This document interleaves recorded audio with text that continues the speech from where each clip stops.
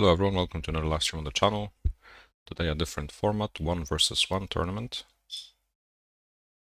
Not a 7 versus 7 we've recently seen on the channel. But I was invited to the tournament by a friend from BlitzHub, the community that's really active on Discord in Blitz. And they organized a tournament, a 1 versus 1 tournament to celebrate already more than 1,000 members within their community. And I've been taking part in this. I hope you can hear me, by the way. Just make sure to type in the chat if you can hear me or not, because I'm streaming on PC. Something unusual for my channel.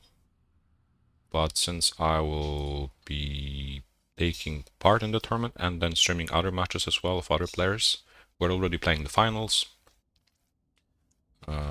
As long as I know 8 players remaining, so we'll have just a simple bracket.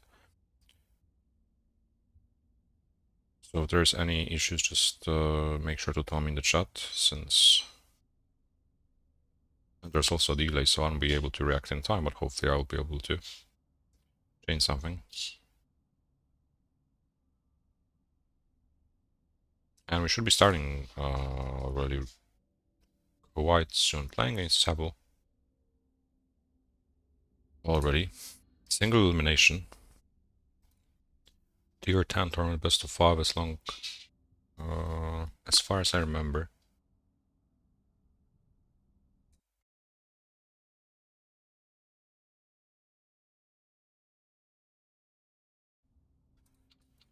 Yeah, I just hope you can hear both me and the in-game sound. Type 71 is banned. Type 71 is banned. That's the tank I've been playing mostly within the group stage. Map is random, battle type is supremacy. So we'll have to take something else. I think we can start with casualize 4.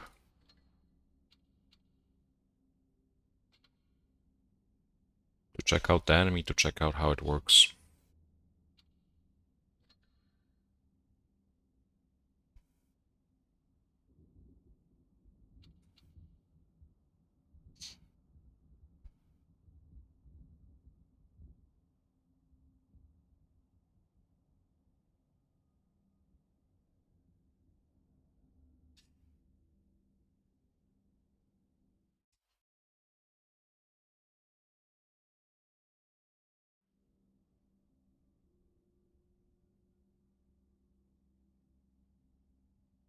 We're both ready.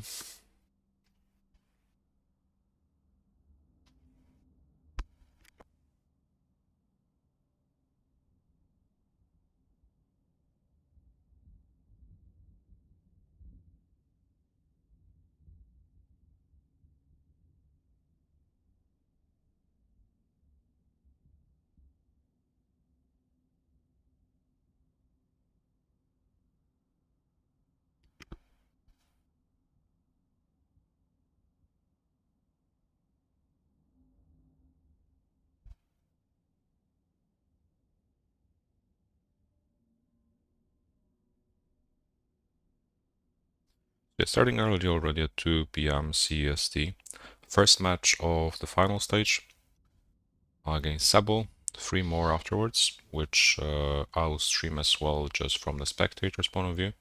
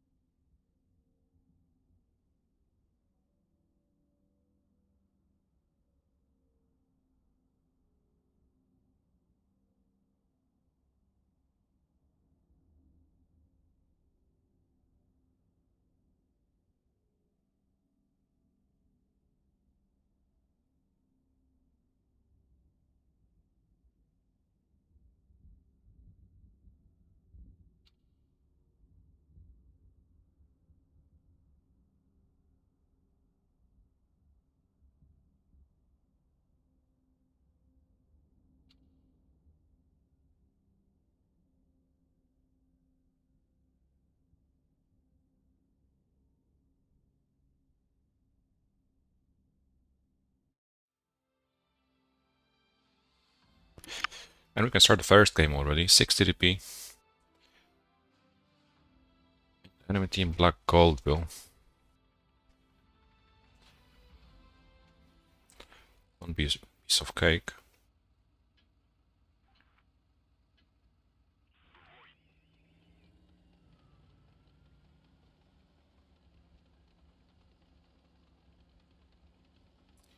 We don't need to hurry, but we mustn't be scared at the same time. It's been a while since I was playing on PC as well, so the beginning can be rough, especially while facehugging somebody. But it is what it is. Ice 4 feels so slow, by the way. I think I'll have to change that tank. It feels too slow.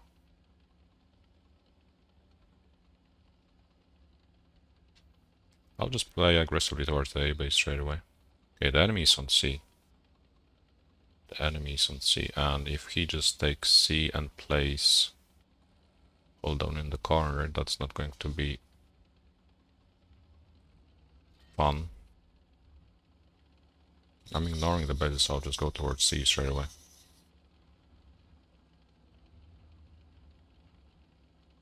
Maybe I can catch him crossing somewhere. I just really hope he's not like ambushed in the very corner of the map. That wouldn't be fun at all. Hopefully we can just surprise him, maybe bounce a shot and then come and face hack. Or I can just retake the base, that's what I can do. If he's in the corner, I can just retake the base easily.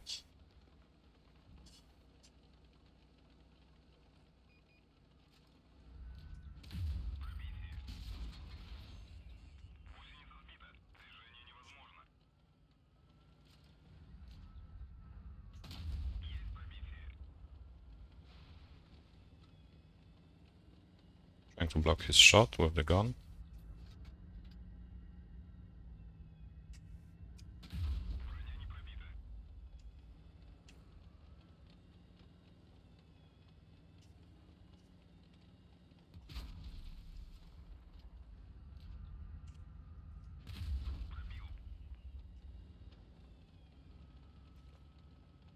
Doesn't have a lot of DPM, especially if he bounces.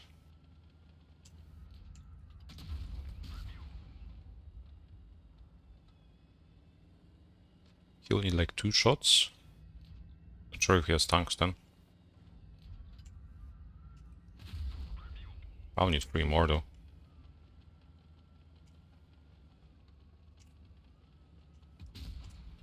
He will still need 2.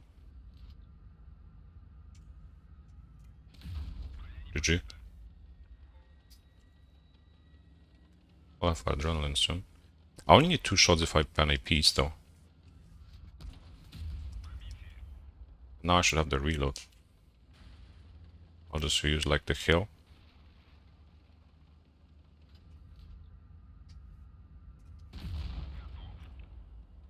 Let's go. First one win. Getting sweaty already. Should have brought some towel. 1-0, might as well. Was the fact that I got him off guard. Plus he bounced so many hits. The 60p is it's not a bad choice, but if you bounce if the IS-4 face like you, well, there's not a lot you can do. You have to really be careful with your shots, and if you waste time, the IS-4 just DPMs you out. I just hope you can hear me on the live stream.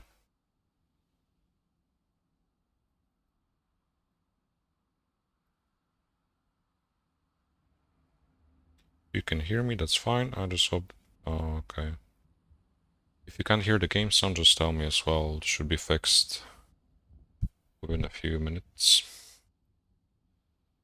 So far, so good, I guess. Okay, let's just continue. If we won the first game of the IS-4, he'll probably take the IS-4 now as well, so we'll just have a nice 4 brawl. So I shouldn't really switch to the 60 DP. Yeah, as I said.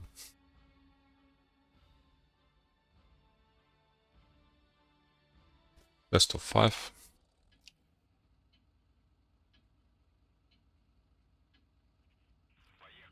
Well, this time. How can we play this out? Should I just go corner? No, I'm not going corner. I just need to wait for his he wants to pick the middle. Maybe I can, if I find gun depression here, that would be cool. If it's clear, it means he's not here and I can just take K.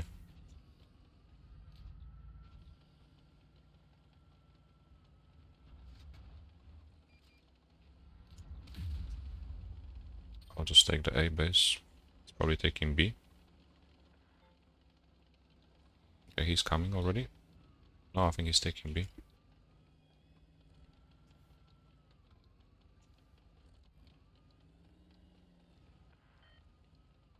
Eight.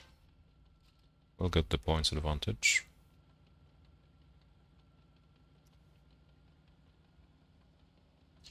If he's capping B, he'll be trapped. Have a decent position to try to catch him escaping the B base. Potentially already give him a shot. Fortunately it bounces. Still have the cap advantage, so no need to hurry. But if he's giving B away like this, I can just retake it like I did last battle. He mustn't be scared. Try to approach closer and closer. The bushes as well. Try not to destroy any of the obstacles. I got spotted somehow, means he's on the left side for sure. Since he spotted me under the train tank.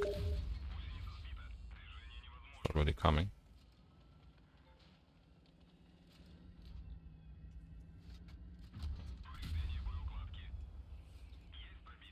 Okay, I should be focused on blocking his shot first, and then I can just aim. Now I have all the time in the world to try to hit.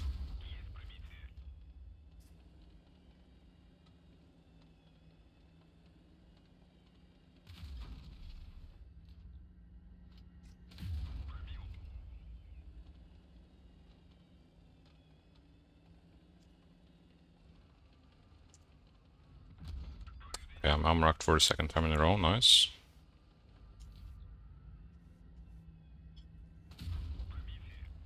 Still shouldn't be a problem. What I'll do now, I just need to buy as much time as possible till I get my repair kit. I can play around this building.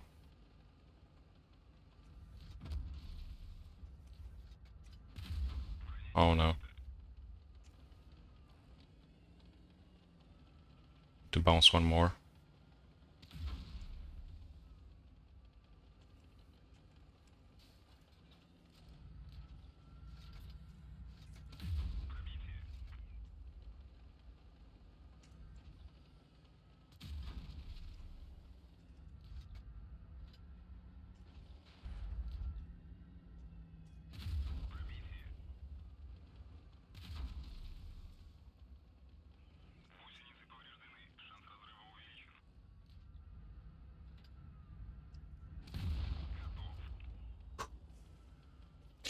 Two wins. So far so good, we just need one more and we will win the first game of the final stage against Sable. So far I can see nobody really reporting any problems with the live stream. So that's good. Since we won 2 games with the IS-4 already, I think we can just stick to playing the IS-4. Seems quite versatile, seems quite reliable. The map is random, so we should just take a tank which will be as versatile as possible, so that no matter what opponent and what map and what tank type we face, we still stand a chance if we play it correctly. Naval Frontier now, so like 3, I would say, heavy tank favoring maps. We got a decently, really nice start, but we mustn't rest on our laurels. It's not won yet. Trying not to destroy obstacles, didn't go well.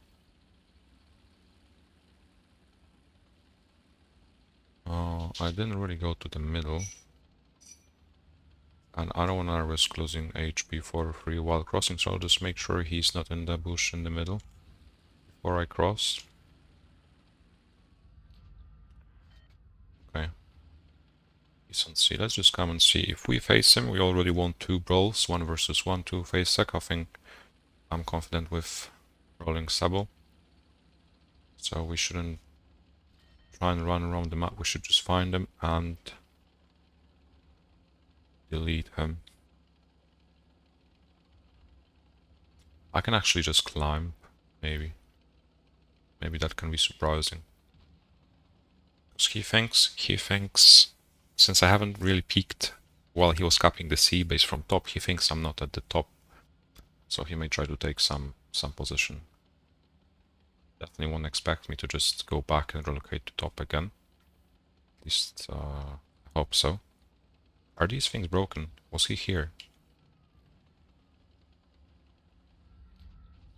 He could be somewhere. Ah, the plan worked so well. That's so unlucky, bro. I think he cannot really catch me here.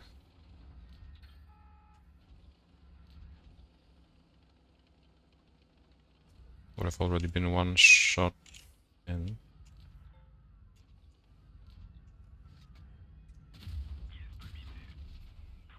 But he's really good at destroying my models.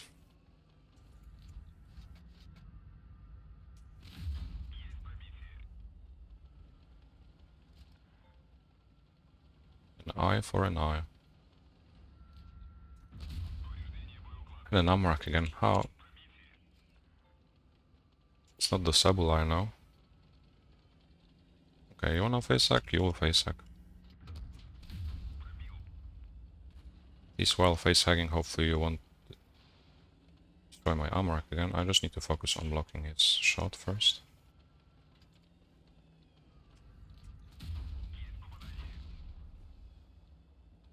Easy to say.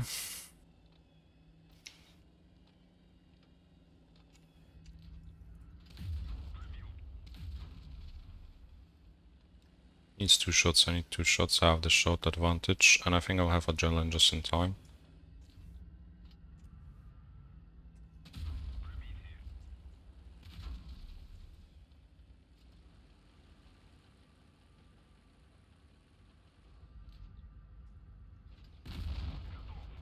GG. GG. All 3 games coming down to a face hack. Heavy tank face hack, 60 DP at the beginning, then 2 IS4 face hacks at the end, which we win. Eventually, were not super easy rounds. Could have been made easier if I panned the first shot here. Overall, though, we end up victorious. That's what matters. We win against Sable, knocking him out of the tournament and progressing ourselves towards the semi-final already, I believe.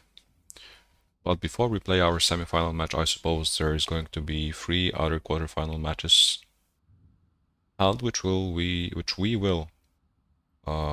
will live stream as well, which I'll show you this time from the spectator's point of view. So we'll have the bird's eye point of view. We'll see both, hopefully both players, and we can try to analyze and commentate their performance.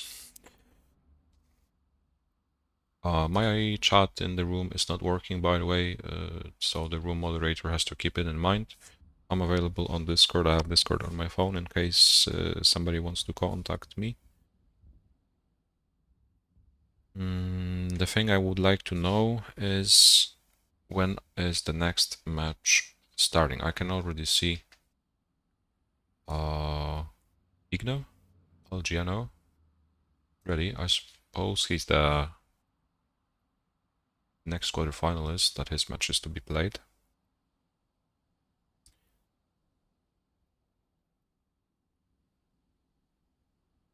We got a really decent turnout, more than 30 people watching already. Already at the beginning. The tournament will take some time, that's why I'm also streaming on PC. So that I can stream the whole tournament. Plus, so that I can stream from the spectator's point of view and you can actually see the gameplay. I haven't really been a spectator for a long time, so I'll probably have to get used to the controls. I don't even remember the shortcut to just use the bird perspective.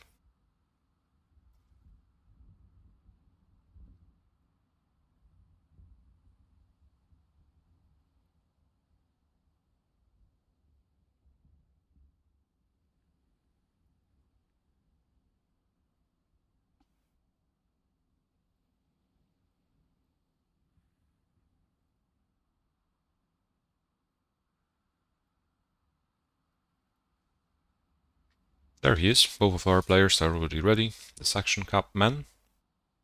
A guy you probably already know very well from my channel as well. It's Petarda from YouTube. Very active on my Discord server. Playing against Igno. Igno or LGNO, depending if the first letter is an I or an L. And we're already starting. We're already starting.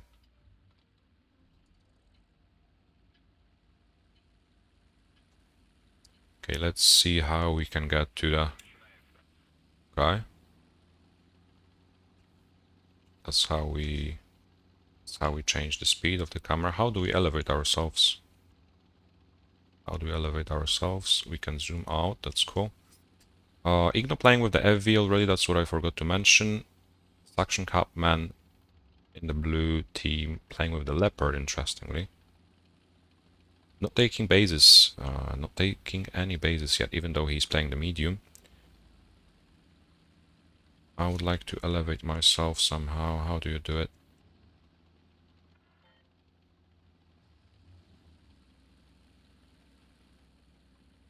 Both players already capping their bases. Igno and the V taking the A base. I think the points are almost identical.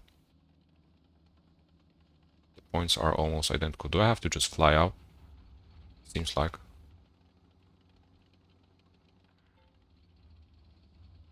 Igno taking the second base already. Okay, seems like I already think the zoom out is too big.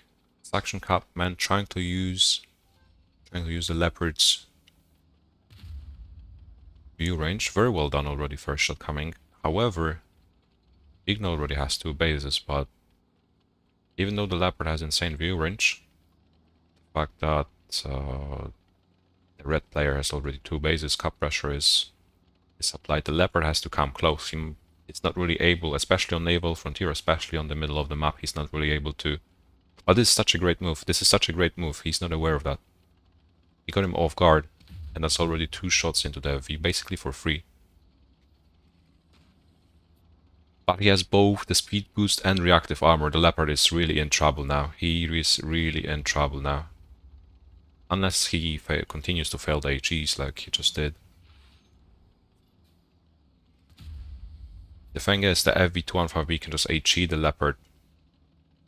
Leopard's front plate. He bounces, the FV bounces, the FV bounces the HE. He's just a one shot away and the Suction Cap Man claims the victory. That was really tense.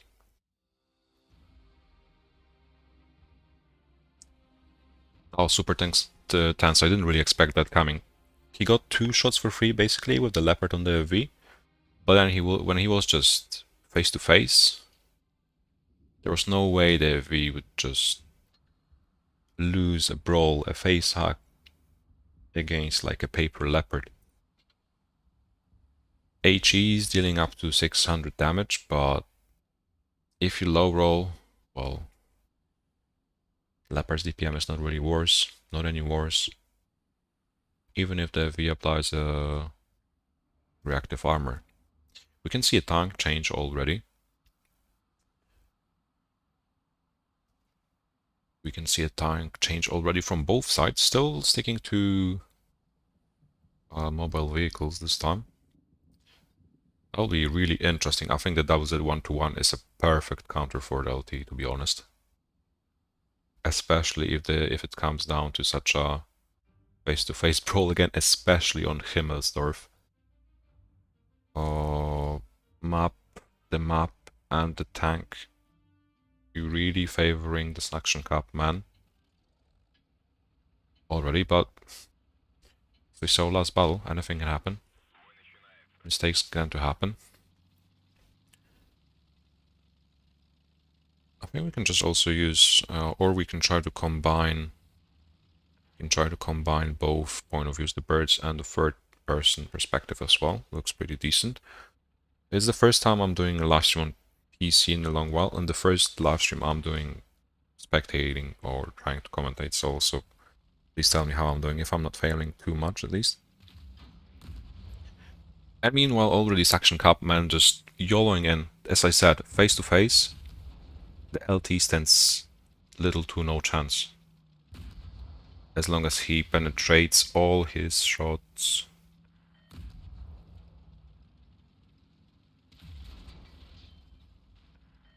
LT needs 2 more. And he really needs a high roll and a fire.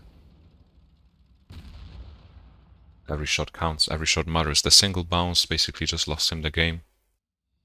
The push was great. But when it's a medium brawl, especially when it's a 1v1, every shot matters, like you saw with my IS-4.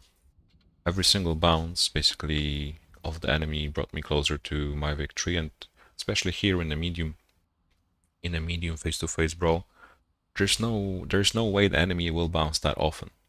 So whoever bounces just minimizes their chances of winning.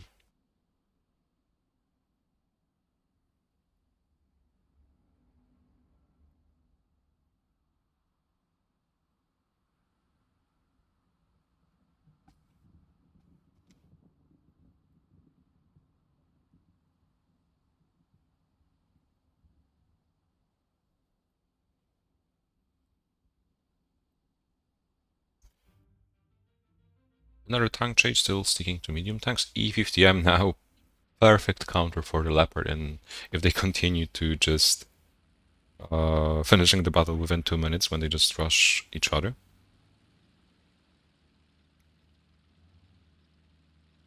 Heading towards the same direction now. Last battle we didn't really use the bird's perspective. We can try to fly up and see the brawl from the outer parts of the map. E50 I'm not playing too aggressively at the beginning. Oh, they're playing on the same map, by the way, Naval Frontier.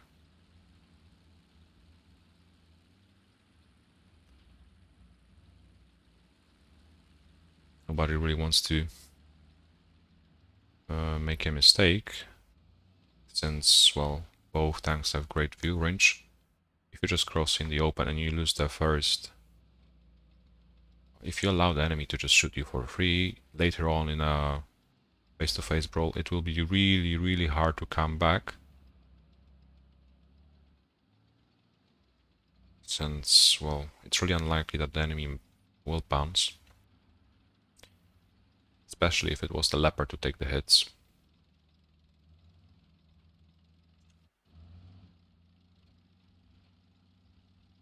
Plans being changed, rotations happening. It seems like Igno is not really willing to go towards the sea area. I feel like both players are just... they're just driving around trying to see. That's a really decent position from Suction Cup, and I think he was he was a bit too aggressive. He should have only had his gun peeking, but still a decent idea to just see where the enemy is.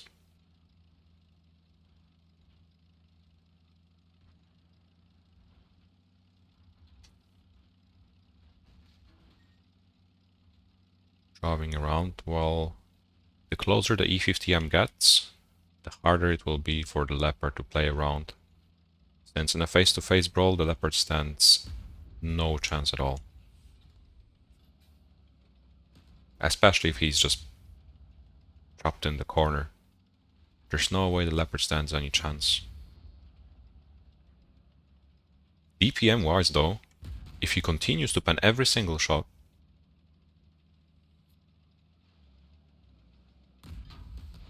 ooh, that's the bounce, but face hack, he still gets the reload, he has one more chance. Oh lord, oh lord. How does he do that? Winning another face-to-face brawl against an E50M in the leopard, when you were just basically sandwiched, when you were cornered in the ditch in the worst possible scenario. I think the E50M, was he able to just push the leopard against the wall and make sure he doesn't pan any other shot? Everything happening too quickly.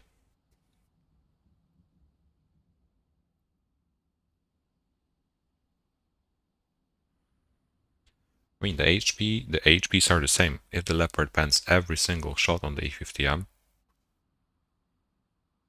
then the E50M stands no chance.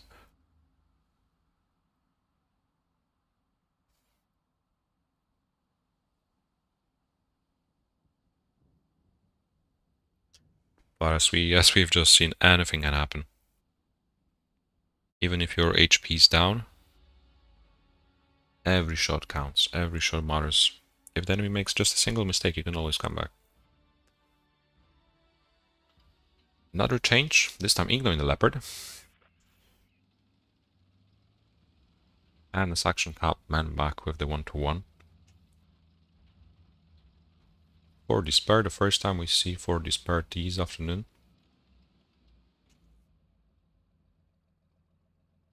It's trying to play it cautiously.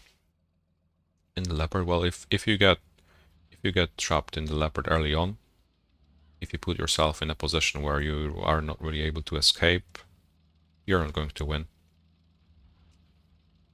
1-to-1 pushing in.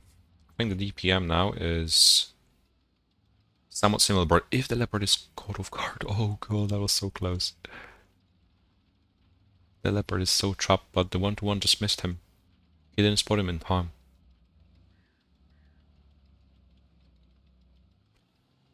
The thing is, nobody really can afford to take the first shot for free. But if that 1-to-1 just YOLOs the leopard without taking a shot on the way, with adrenaline, he'll just like drain his hit points. How can I get like a better perspective? I think this is quite decent. Oh, there we go. He gets like a shot for free, basically. He shouldn't really go back, since now the leopard shot him for free and he was not able to respond. If you decide for a brawl, you just have to go all in. Paysac the leopard. Well, try and hope he's not going to really pen your turret. Since long distance, with the leopard's accuracy and the leopard's gun characteristics, there's no way he will make a mistake if you just stand out in the open and not really allow yourself to trade for 1-for-1 at least. Q and E to go up and down. Oh, that's even better. I don't need to just fly like an airplane. I can just elevate myself. Thanks a lot.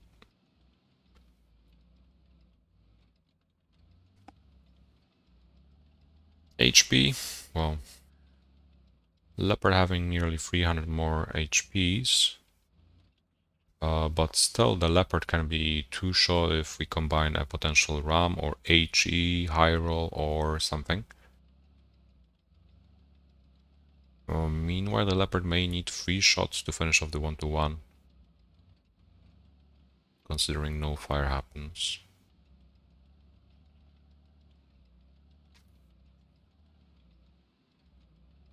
Points are equal, 4 minutes on the clock.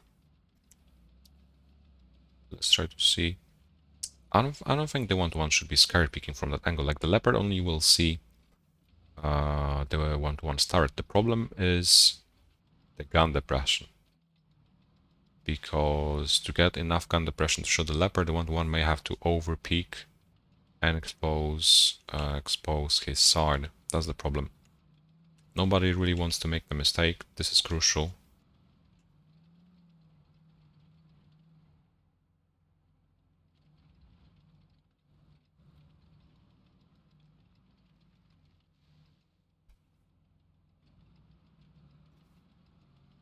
Oh, no way, the leopard over peek and it's bounce. It should be game over. This should really be a game over unless something miraculous happens. GG 2-2-2. Really, you can't really predict what will happen. It's just like a single. Even if that bounce came in, I think the 1-to-1 still had so much advantage over that, even though he was lower. The leopard just really overpeaked. I was so fortunate to just bait the shot. Really well played in the end. 2-2-2, best of 5, meaning this battle will decide who goes to semifinals and will be my next opponent and who is eliminated from the tournament. False Creek, interestingly, haven't seen that map in a really long while. It's so funny as well that they just exchange tanks.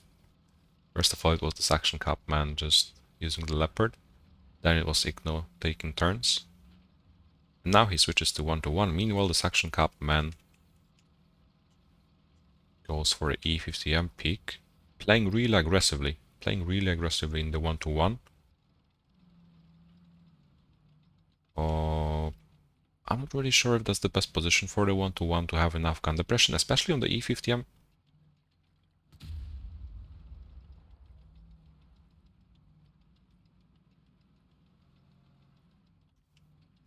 Interesting decision to just play fearlessly like this. He really is not scared. He really is not scared of him. The Section Cupman, however, plays really cautiously, really trying to make sure he is full HP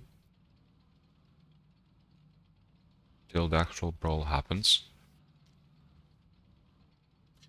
Well, hold down seems to me the E50M should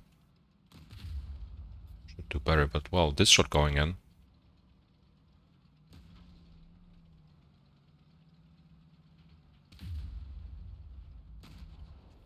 Placing the E50M in the 1-to-1, I don't really think that's the best idea. That's really not a good idea.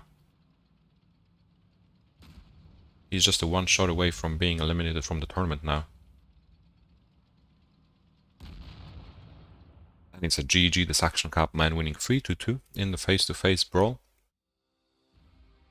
That was just going... That was so neck and neck at the beginning. This one really would... The last battle, the tiebreaker, was quite one-sided. But yeah, as I said at the beginning, E50M playing really cautiously, and the 1-to-1 just not being scared of anything. Eventually not paying off, meaning the Section Cup man goes to the semi-final and is going to play against me in the next stage later today. Will be the Brawl of the Titans. I'll probably have to undust some of my mediums, seeing how well he can play in the tournament with this tank type. And we already got our next quarterfinalist in the room. Logistics and tournament organization on a very high level here, not wasting time. We've already streamed 2 quarterfinals, 2 more to go. And we got our next 2 fighters already. Here, the real Husky from Vale and Unstoppable from SYS.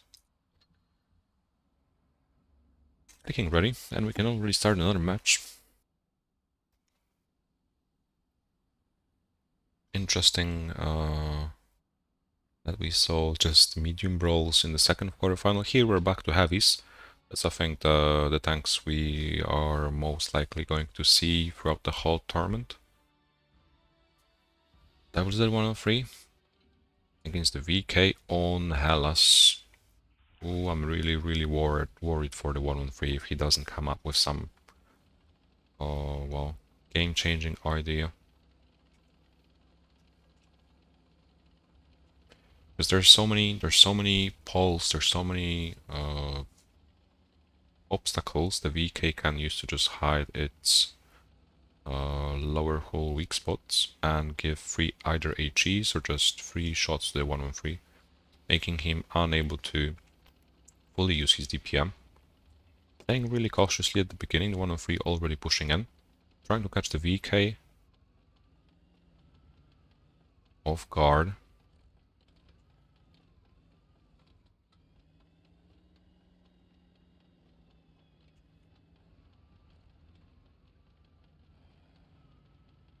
Okay, this is like first row movie theater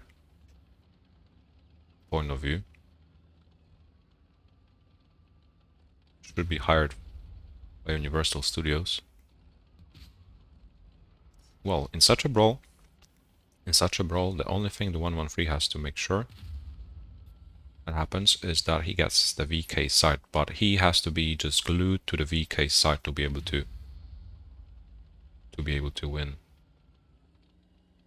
Because the VK may be just too tall. The VK may be too tall to reach the 113 just being side hacked. So far, relatively even, but the 113 is really struggling to pan the VK's turret. Meanwhile, the VK has no problem just panning 113's hull or the cupola. It's tall enough to be able to just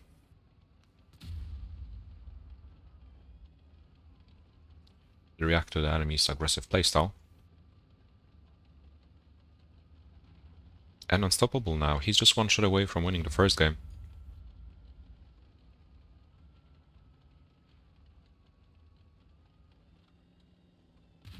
And that's what happens. 1-0 unstoppable. Really well played. Using his vehicle just as recommended.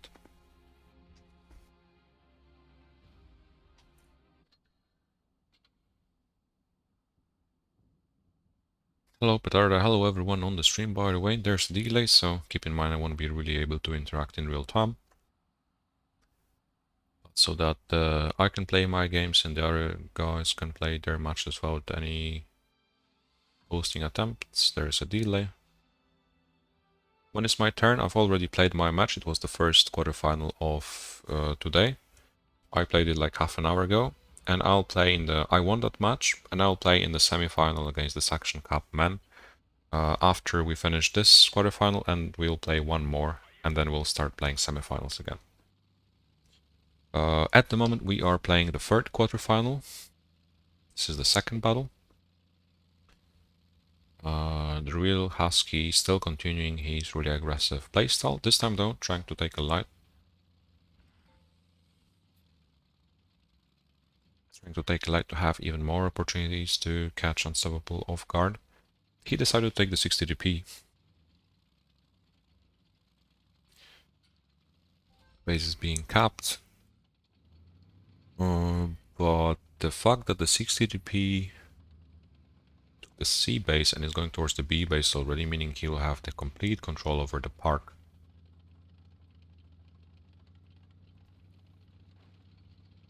Doesn't really give a lot of hope to the real Husky.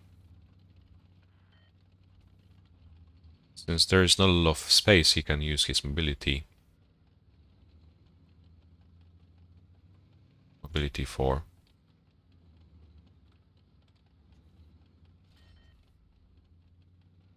Being really annoying and taking the enemy's bases, though, is the best decision he can currently make. Since honestly, the only way I can see the light really outplaying the 60 DP is just being annoying, running around, taking the caps, just like this. Trying to bully, trying to run. Not really all going all on in, but just step by step bringing yourself closer to victory.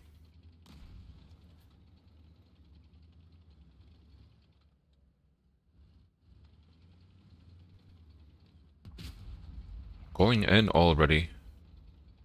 LT going in. Yes, well, a few times more DPM, but he stands little to no chance if the 60 DP just shoots him, not even with HE, but just with AP, taking into account that also the 60 DP has potentially has tungsten shells, meaning the LT could just be 2 shots away. He is 2 shots away, even with tungsten.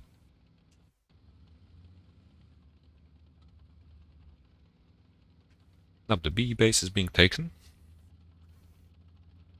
This seems to me even more and more likely for the LT,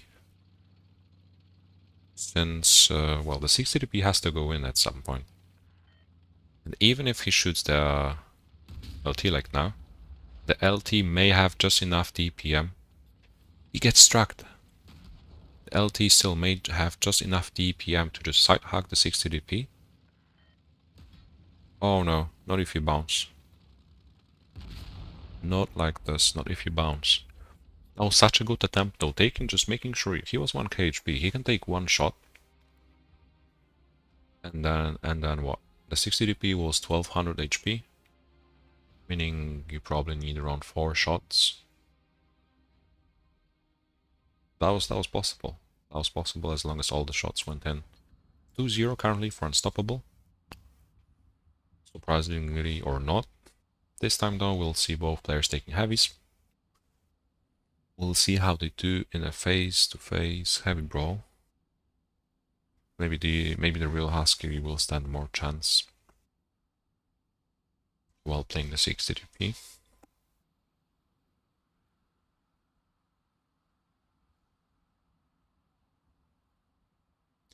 Yeah, the APA. I'm an APA for the Clan War team, the 7 vs 7 tournament team. Doesn't really have a lot in common with the old APA team. It's international as well. We got plenty of old Lockhart, Jones players as well. Players that I have already played with in the past. Players I really get on well with. So far so good. We are training right now. Training as a team, training individually. That's why I'm also taking part in the 1 vs 1 tournament. Why not? Canal and 2 60 DPs. Unstoppable playing for bases. I can really see he really likes to go for the bases. And going for the cups last game, going for the cup this time as well, securing himself the cup advantage just for free. Husky unable to decup.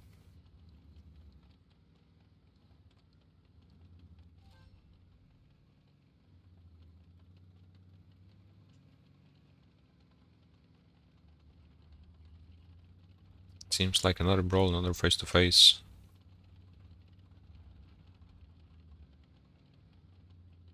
What is going to happen?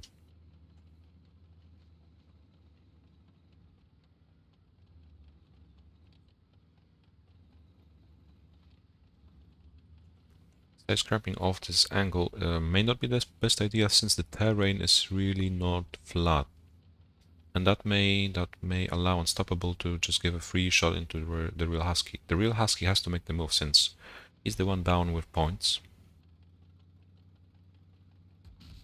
And speaking like this, he's taking this shot for free, but gives one in return as well. Another brawl happening, they're just spinning. Both with Adrenaline, Tungsten activated. It all comes down to who bounces or who high rolls. Or who gets unracked. So far it's really neck and neck. Reload really close. HP wise basically identical. Ooh, yeah, there we go. Unstoppable bouncing the first shot. Meaning he's already one shot away, even without tungsten, even with heat, I think. Husky just has to pan and he will stand a chance to come back in the series, that's what's happening. Unstoppable, the real Husky, 2-1.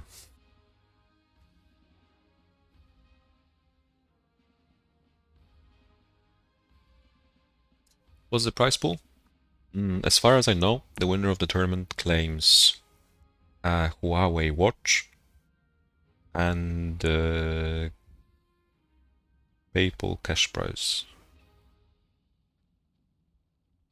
For the remaining semi and quarterfinalists, you get rewarded with Huawei points, which is a currency used in AppGallery, the mobile app store developed by Huawei, which you can spend on mobile games, potentially Blitz, so that you can buy yourself something nice from the premium shop.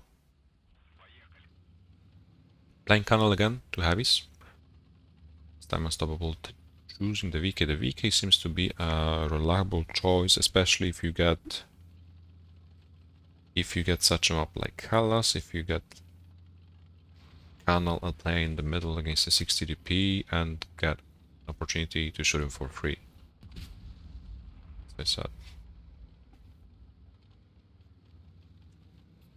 Doesn't start well at all for Husky.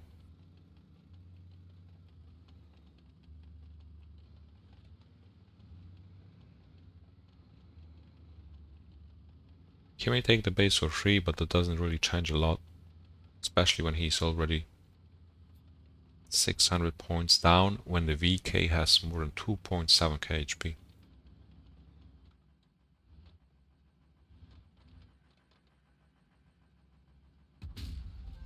Oof, that's a crazy shot, basically.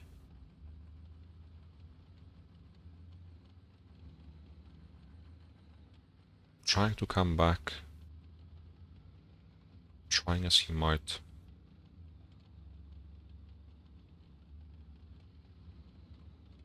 Minimizing Unstoppable's advantage.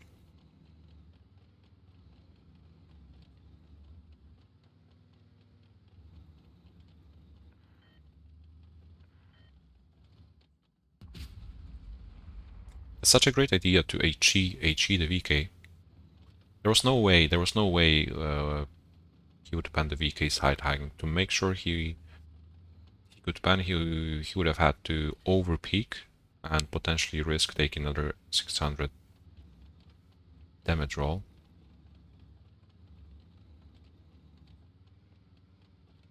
And basically now the HP is identical. The B base has been retaken, but Husky still stand a chance to have a say in this game. Okay, that's such a ballsy peak, especially sideways in the 60DP when the VK has adrenaline tungsten. That was really ballsy. That is really ballsy.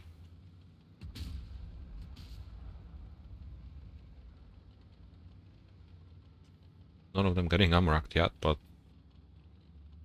whenever I see a 60DP peeking sideways, I really have nightmares. And this is really a tough scenario for Husky now. Seems like Unstoppable has got the full control over this battle. He got the bases, he got the HP advantage. All he needs to do is just make sure the shot goes in. He can even allow himself to take a shot. Doesn't need to though, everything is under control. It's Husky who has to do the move.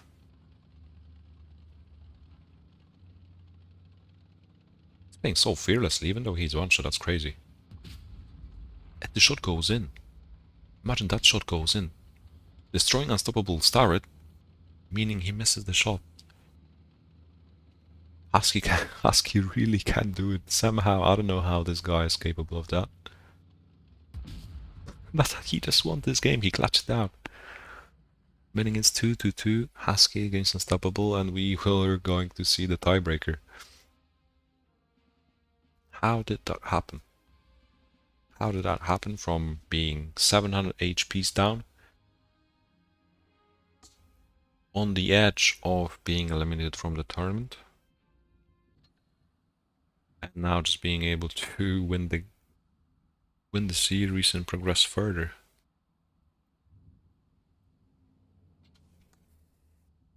intense matches. Second tiebreaker of today already, when it's just the third match of this afternoon.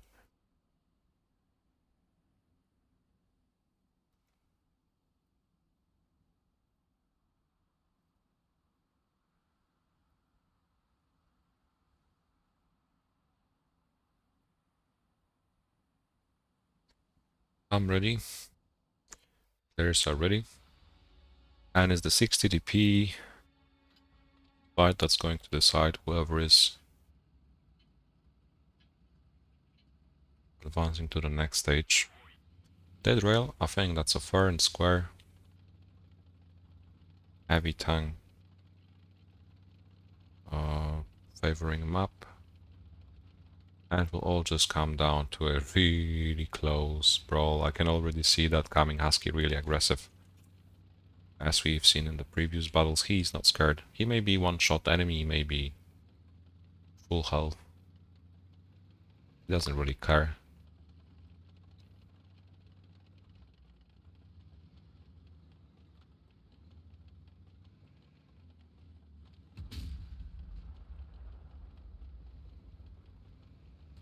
But missing the first shot really puts him in a unfavorable position now, since there's no way he can run away to it. It's all about penetration ratio now. Losing half of his health already, unstoppable, not losing a single bit of hit points.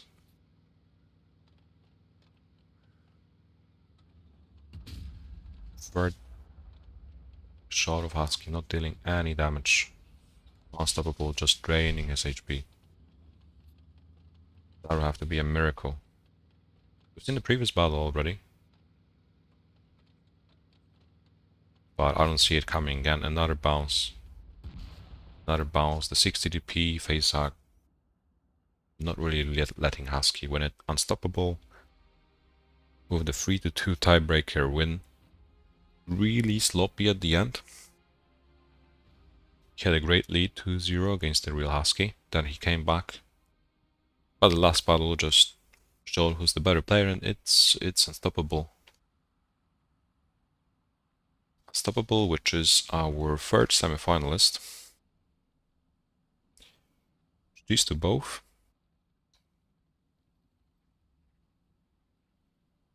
It's 3 PM, which means we've been live for an hour now. And we are about to see the last quarterfinal of today, the fourth one. We got Half-a-Limp already in the room, another Veil player.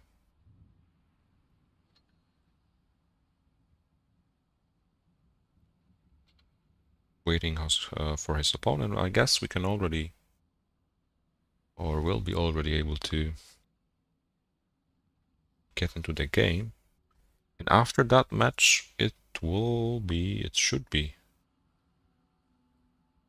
time for semifinals, where I'll play from first-person perspective this time, because I'm also taking part in the tournament. Already played my game, my quarterfinal game at the beginning of this live stream, where I won 3-0 against Sable. My next opponent will be the Section Cup man, as far as I remember. Fighting for the spot in the final. Not really sure if we are going to play the semifinal straight away after the fourth quarterfinal is finished. I'll just make sure. Okay, I just got an information that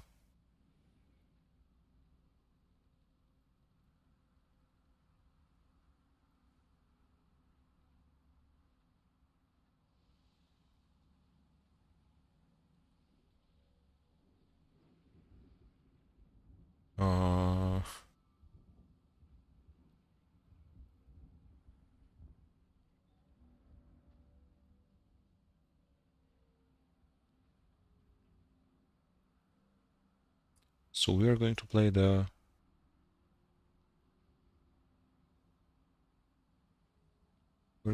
quarterfinal. We are waiting for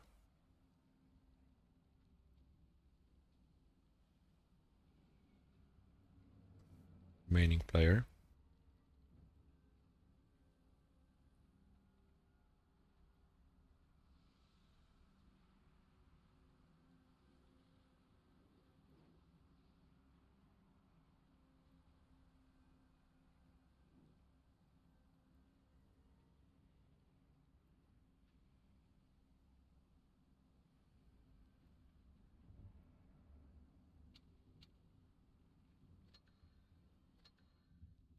Oh, we got a nice for discount.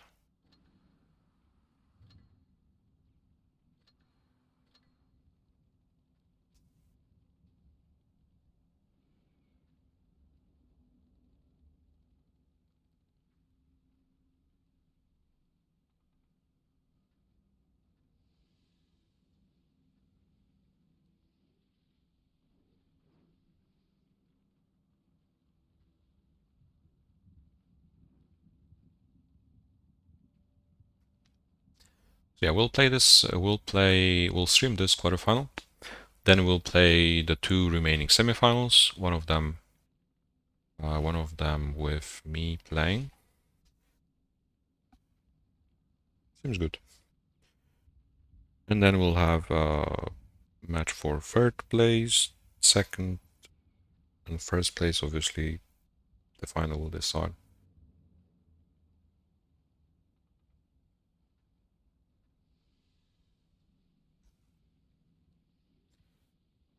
Okay, it seems that Half Olymp's opponent is going to be there in around half an hour.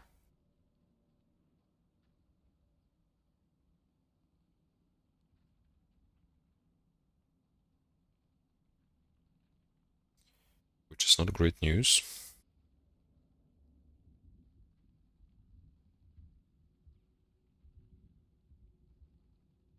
Meaning we can just play on our own. You probably haven't really seen me play on PC.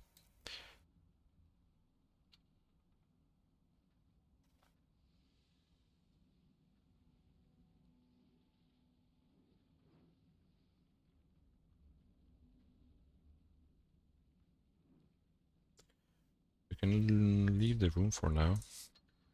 Win rate wise, I have to tell you, the last of my sessions have been insane. I've had I played a session yesterday, 40 games, 95% on tier 10. The day before, nearly 40 games, the 94% on tier 10. I increased my win rate by 0.03% within just 2 days. 81.67%, which is not my all-time best, but I think that's the highest win rate I've had in around a year, during which I was just stuck because I wasn't really playing, and then the sessions were not that fruitful. So since we're going to have to wait for the fourth quarterfinal to be played, I guess we can just play alone. Ratings just started. Why not play some ratings on PC? That's what the game mode is made for.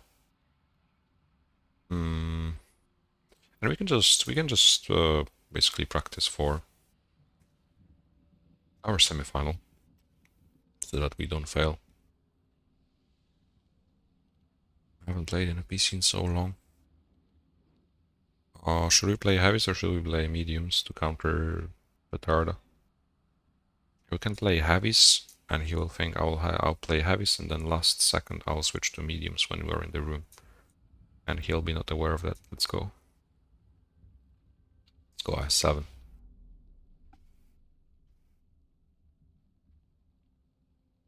So as I said, we'll play some ratings now, since we are waiting for the fourth quarterfinal to be played.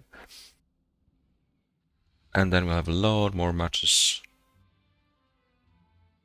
to cover.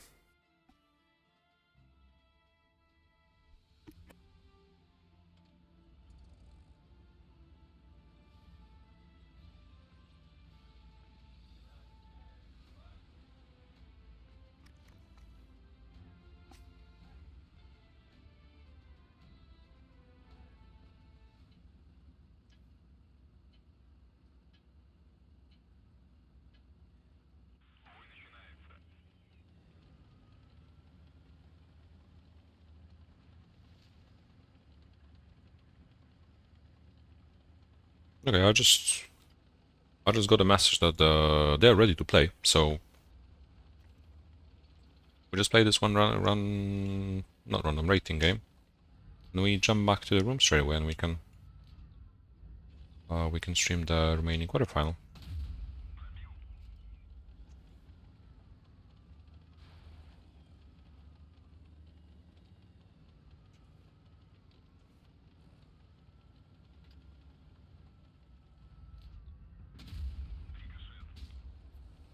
That's good.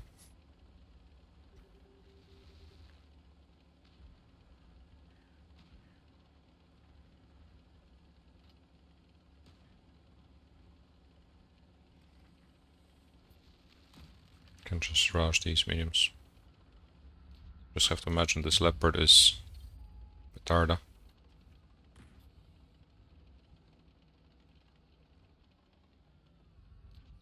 This is how he'll end up. The 1v1.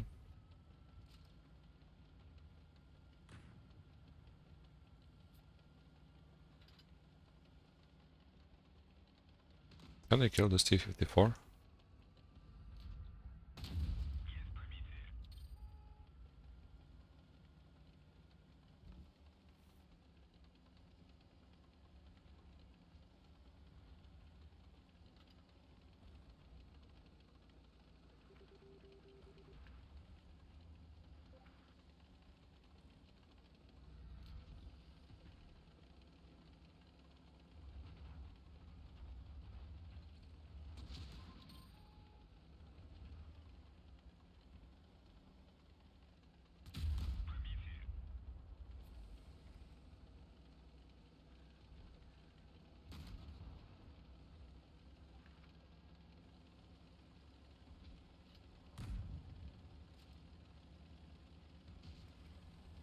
Looks like this battle will be quick as well. So they won't have to wait for us. No one using the Type 71 because Type 71 has been banned. It was available in group stage, but since basically everyone played the Type 71, and it was just like Type 71 versus Type 71 all day, every day, and it would probably look like the same in the final stage. The tournament admin decided to just ban it. Which is not a bad idea, to be honest. The battles will be just less boring, as we've seen. People are taking mediums. There are mediums versus heavies brawl. The games are really quick. That's what we really like to see. Coming to join the room.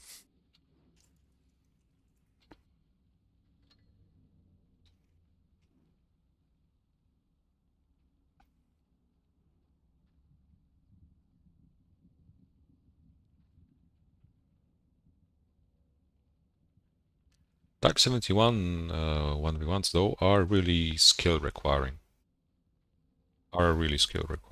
It's maybe not really fun to watch when you see 4 Type 71 brawls in a row, but it's not a piece of cake facing such a vehicle when they're playing aggressively, obviously, because when someone is just camping in the corner, that's really a pain in the neck.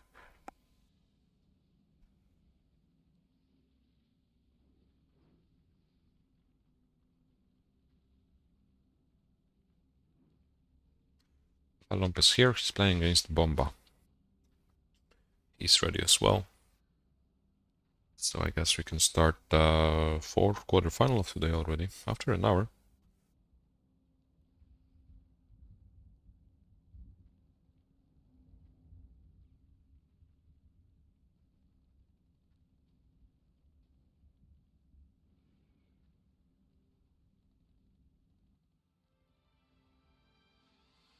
Copperfield.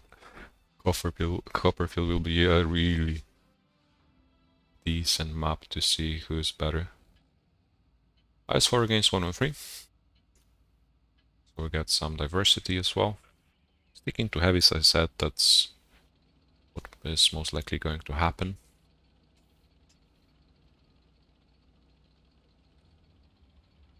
But fighting against an IS-4 in a 1-on-3 on Copperfield may not really be a piece of cake.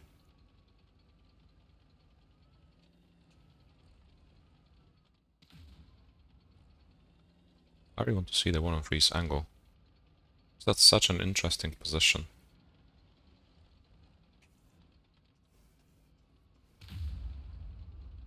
That's a really interesting position. But he cannot stay here for the whole game.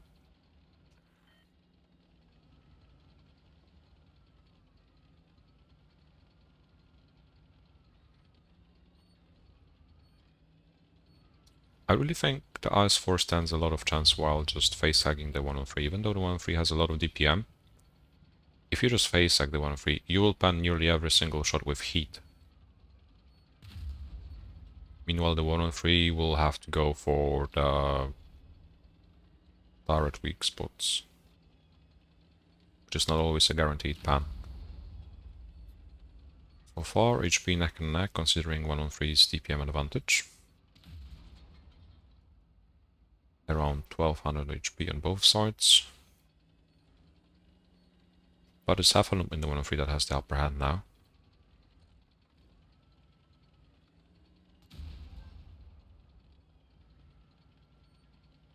Provided he doesn't bounce, obviously.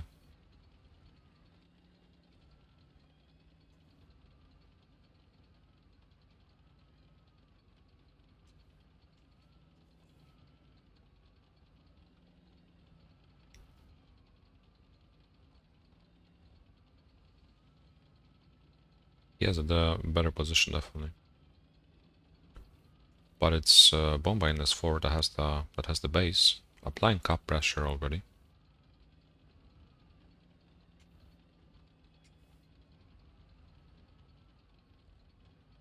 Sitting on the fence. Whether to go in or not.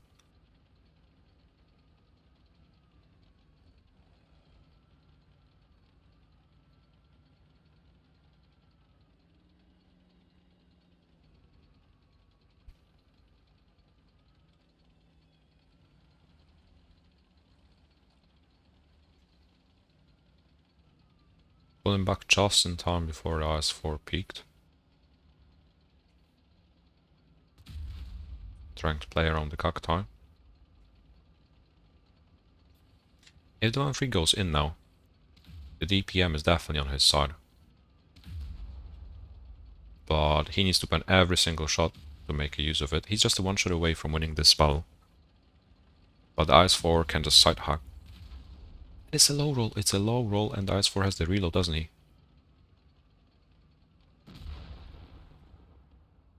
Oof, that was super close. That was super close. It was not the IS4 that had the reload, even though he was he had the low HP perk activated. 1-3's DPM just doing wonders. But it's not a piece of cake as the ball is showed to outplay an IS4 in the 1-3.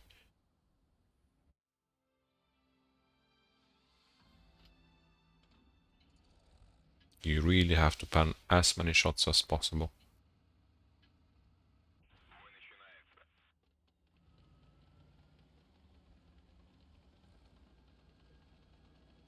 Black Gold will this time, allowing a bit more space to be gained. To play a bit more long distance in the 1-3, but it seems like both of the players are playing aggressively straight away in the middle of the map. That can really catch Heffalump off guard, especially while he's climbing. That's a free shot for Bomba in the IS4. Doesn't really matter that he took that shot, just making sure you make the 1-3 low. IS4 has enough HP to afford to lose a shot or two, as long as it's worth something.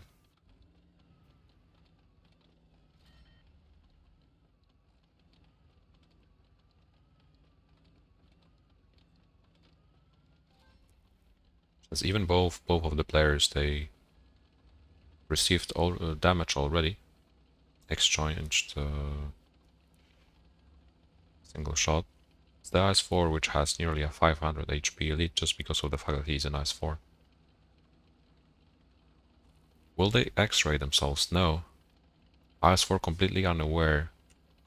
IS4 completely unaware of the fact that Heffalump is just behind. Just behind them, and I don't think they will spot each other. They won't spot each other. That's so ridiculous. So ridiculous that they just switched. positions being so close to each other. And it will be Hafalum that just extends his HP, not HP but cap lead, sorry.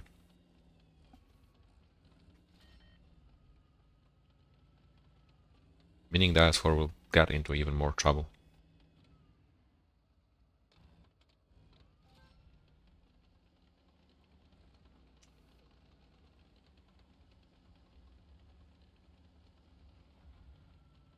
This time though, they're going the same direction. Hopefully they can see each other.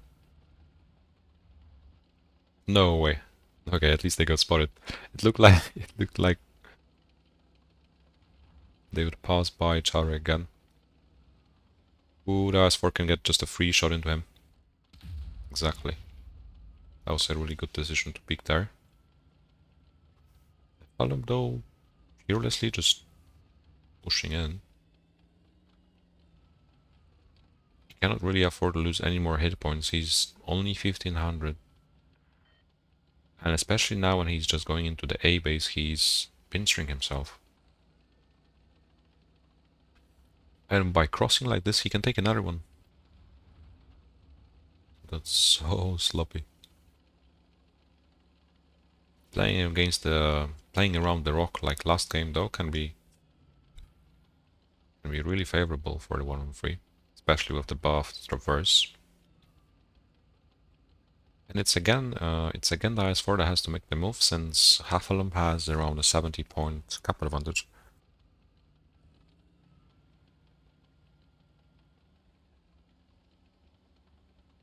But if he just goes in like this and puts a shot for free again, doesn't look too bad for him.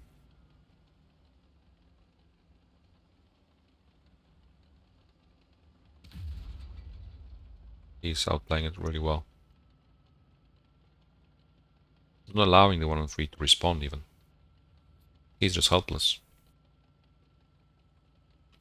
The only thing that is a problem for the IS4, or just a minor one, is the time running out. I think this rock is really too small to allow the 1-on-3 to run around for 2 more minutes. 800 points on the clock already. The IS4 trying to go back.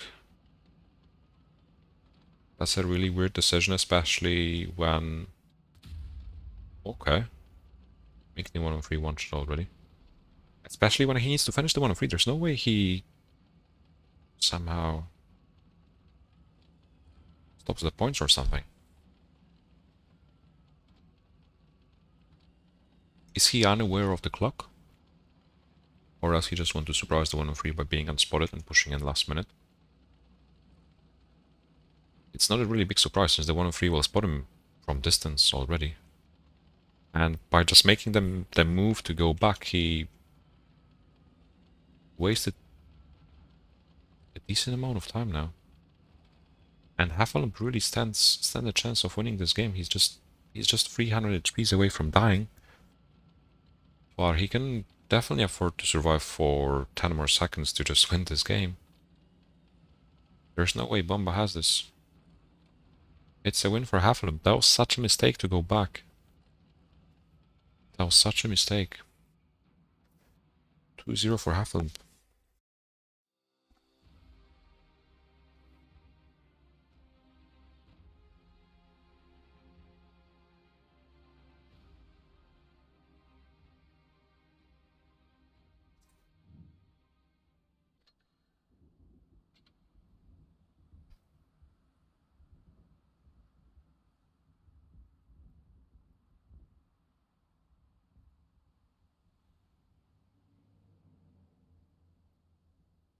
He should have just continued running around the rock. At some point he would have caught him.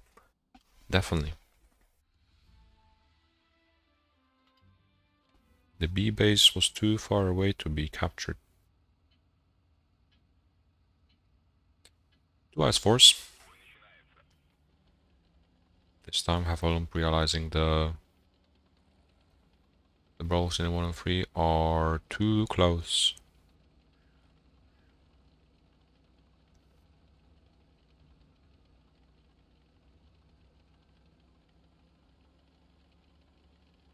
Just wants to finish it in a nice 4 brawl, in a nice fashion.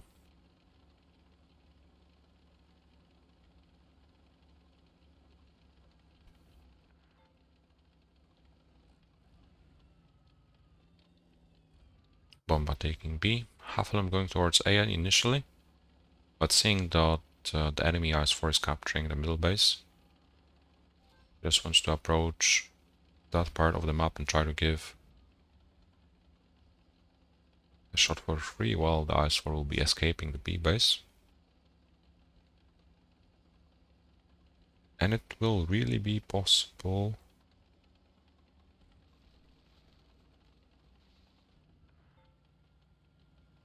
Since now he knows the B base is already left alone, C is being taken.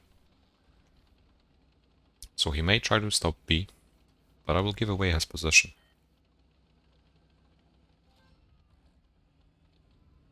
And while capping B, he cannot really play hold down here. The IS-4 is too short.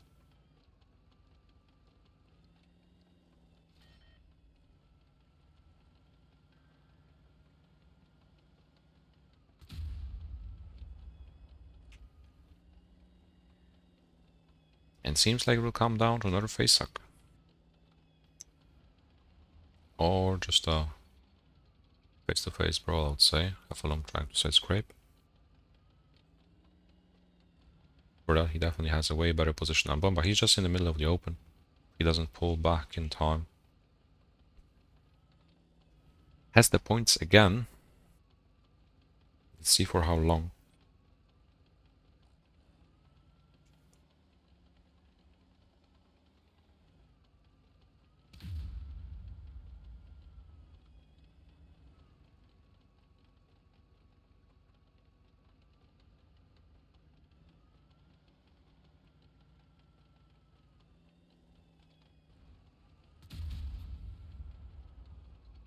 There we go. Finally we got to see the face hack, and it's all about the bounces now. Bomba didn't have any problem spanning the 1-on-3. This time, however, when it comes to shooting the IS-4, we can see he's having troubles. After long bouncing as well, Bomba unable to deal any single shot yet. Deal any damage.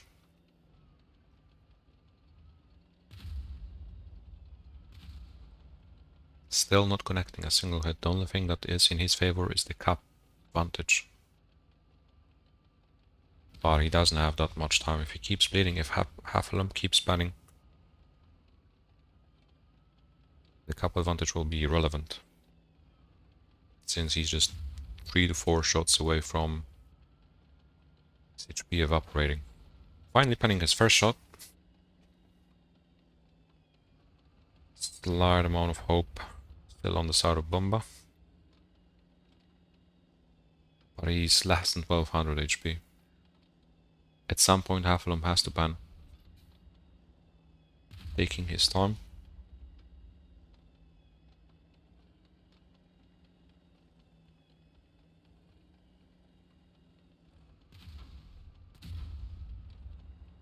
Trying to gun block each other. If it goes like this, maybe the points can really make a difference. But now they got each other's side. Should be a GG. At this angle, Bomba is just a 1 shot away.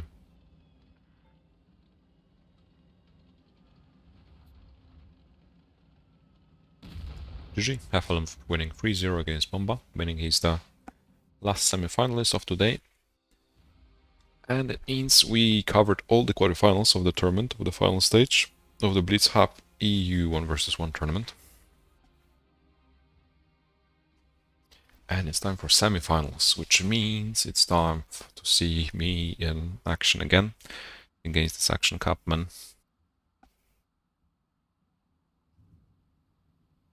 He thinks I will take a heavy, but maybe I'll take a medium, who knows.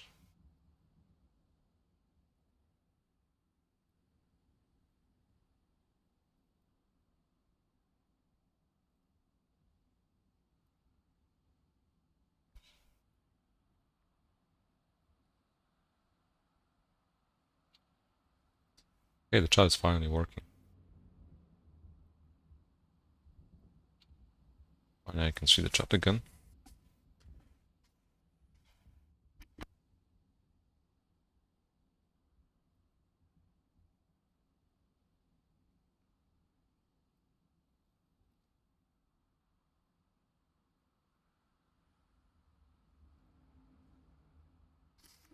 So what should we take to surprise? What should we take to surprise Petarda? He really thinks I'll just take him last 4. So will he take a heavy as well and try and roam me? I don't think so. I think he'll take a medium and try to outmaneuver.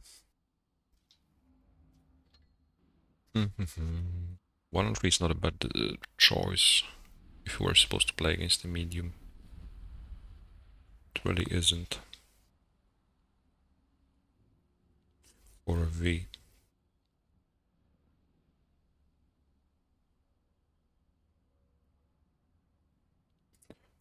I'm afraid of being set on fire though.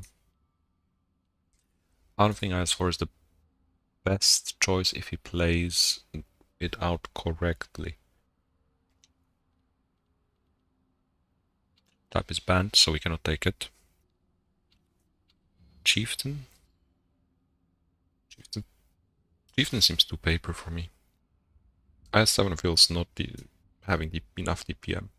It's the mobility though, but it's paper. If I play against the leopard, it will be paper.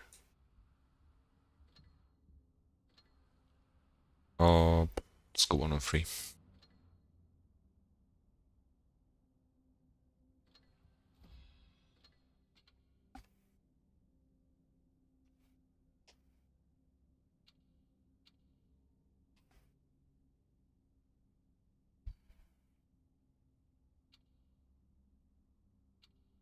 Let's go. If he takes a heavy, I'm in trouble. It's a B4202. I heard that is really crazy.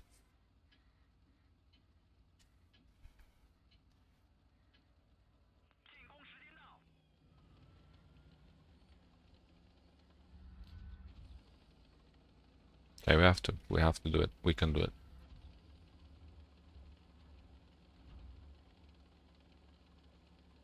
And if you want to do it, we need to be...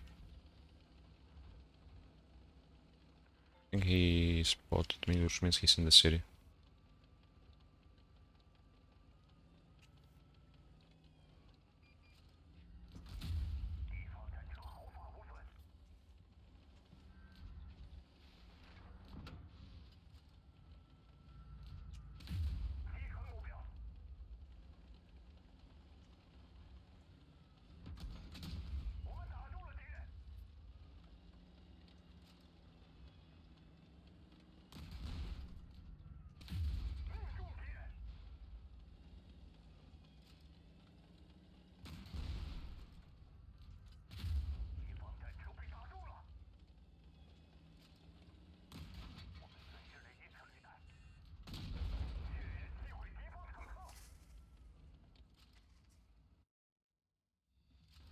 How long does it take to take 1000 points? I don't even know.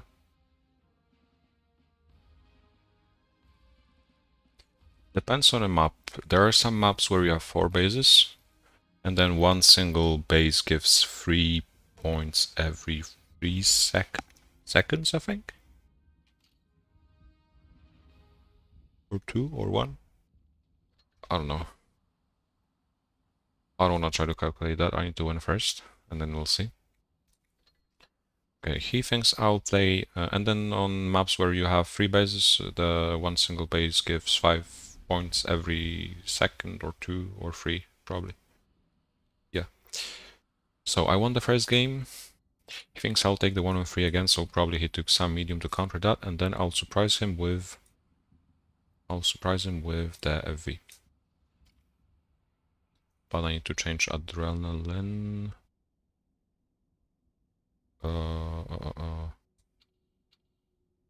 I need to take shield. I need to take repair kit and shield.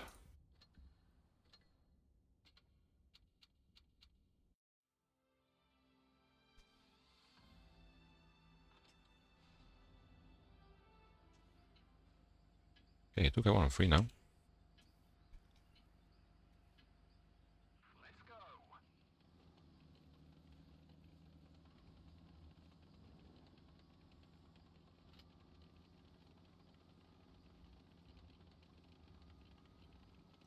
I'll just play more passive. I was pushing every single game.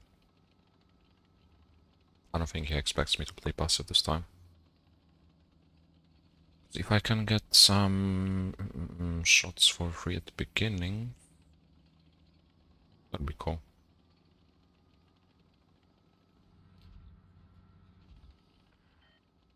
So now already. I can just sneak. I can sneak. I can sneak around and surprise him from the back. He doesn't expect me for sure.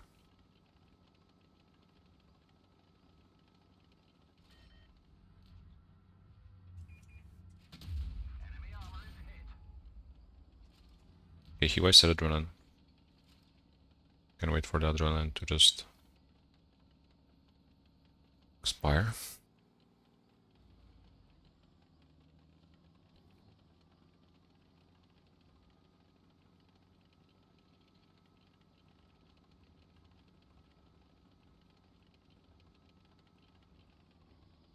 He thinks I'll come from this side, but if I don't peek for a couple of seconds, he'll think I was faking. Okay.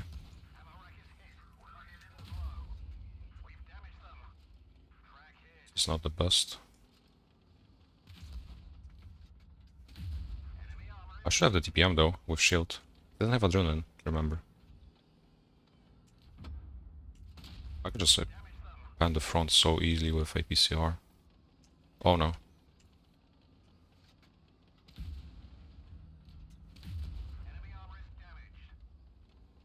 Just need to face hack. Alright, if he allows me to shoot AP, why not? Yeah, that was really surprising. He pushed me, but 1-3 doesn't stand a chance against FV.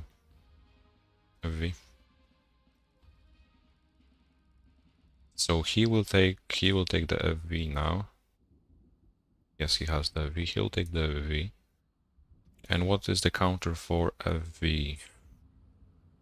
A type would be a good counter, I think, but we cannot really play it. 60 as 4. It's 4. You know what? Let's just take the FV. And if he takes the FV, we'll just have a V against a V. Okay, E50M.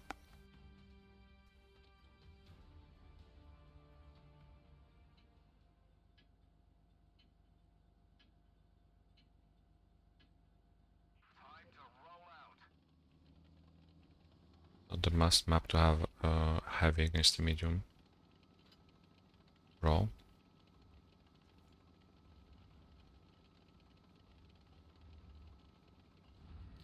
Going into the ditch, but just hope I can spot him crossing.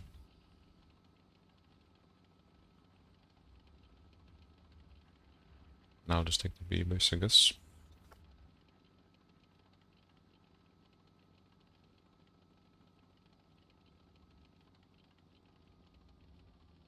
Because he's probably like, he played around D, so he's around C right now.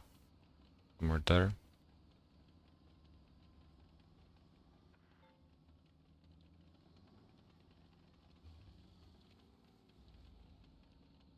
Doesn't see any obstacles destroyed.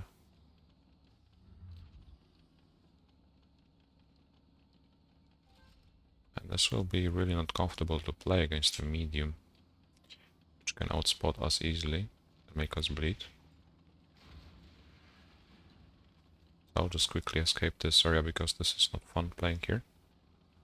I can easily cross this bridge because there's no way he's on D, he's just somewhere there, or at his spawn. Which means I can take the C base for free. Can use the buildings as cover. He's really shocked at the moment. Probably panicking.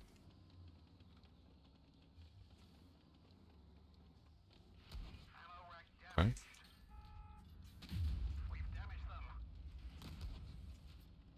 You really want to brawl? Come and brawl me. fun shooting for 200.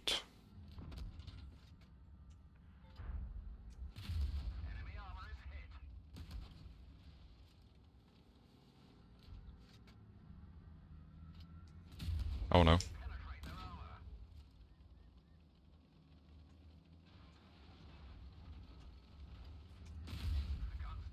Okay, this is getting out of hand.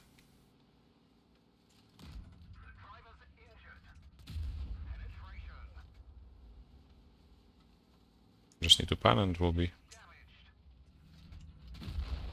fine. GG.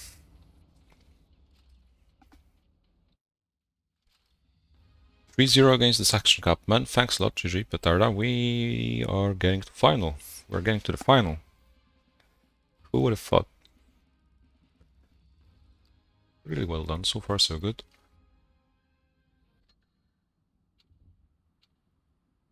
And we'll play against the winner of the next semi-final, which will be Hafalump against Unstoppable.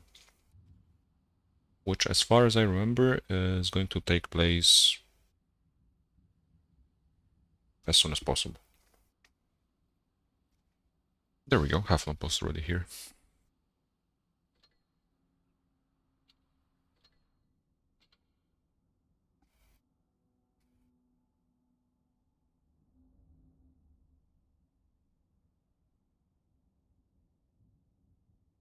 Coming back to the topic of bases, if you're capping a single base, like a supremacy base, let's say if you're capping A, single-handedly it will take 15 seconds.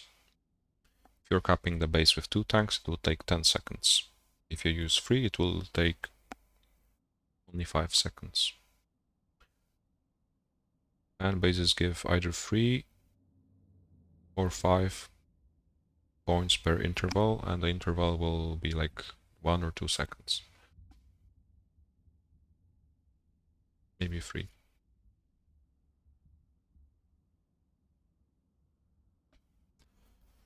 So yeah, we are already here. We are already here, about to commentate the second semi-final.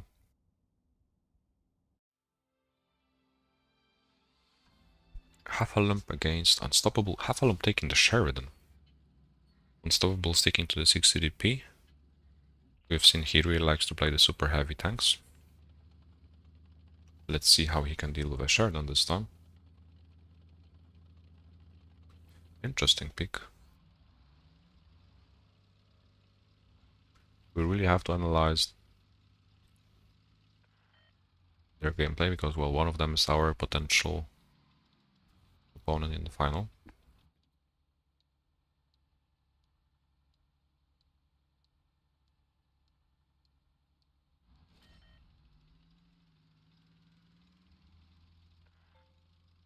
Obviously, cup advantage already secured since Hafalump is playing a light tank. So it will be Unstoppable who will make the move to come back from the cup disadvantage scenario.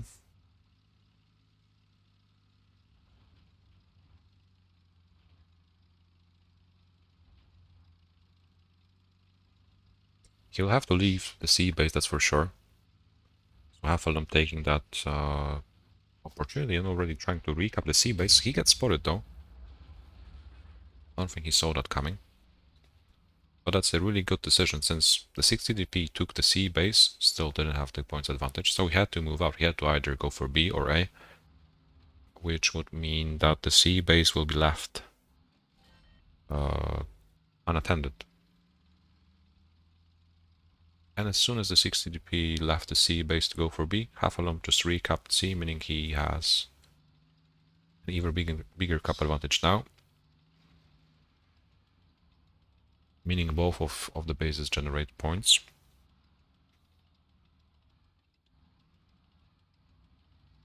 Yeah, the interval is 3 seconds long, so like a single base gives you 5 points every 3 seconds, as I initially said. And well, now Hafalump can just run around the hangar. And if the 60 DP goes for C, he can just take B. Super well played.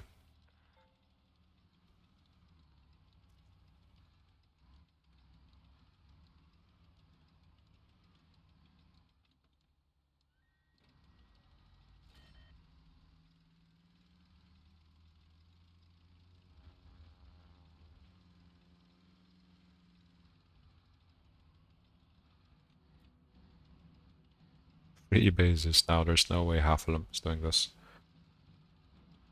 There's no way he's losing this as well. But Unstoppable stands simply no chance. He just got outplayed. Seems like not a single damage will be dealt in this game. But this was not... okay, never mind. This was not even close.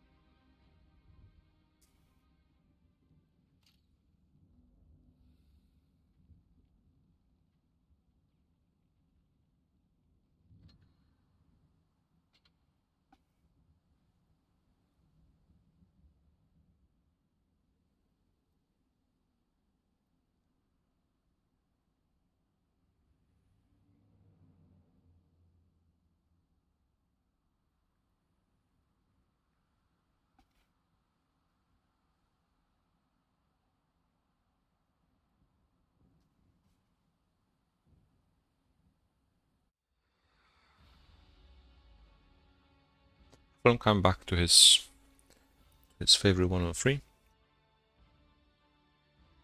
Middleburg, perfect map for heavies as well. Not really sure if the Sheridan would work here. Very unlikely. Black Goldville was like a... that was a really lucky map to have the Sheridan on there.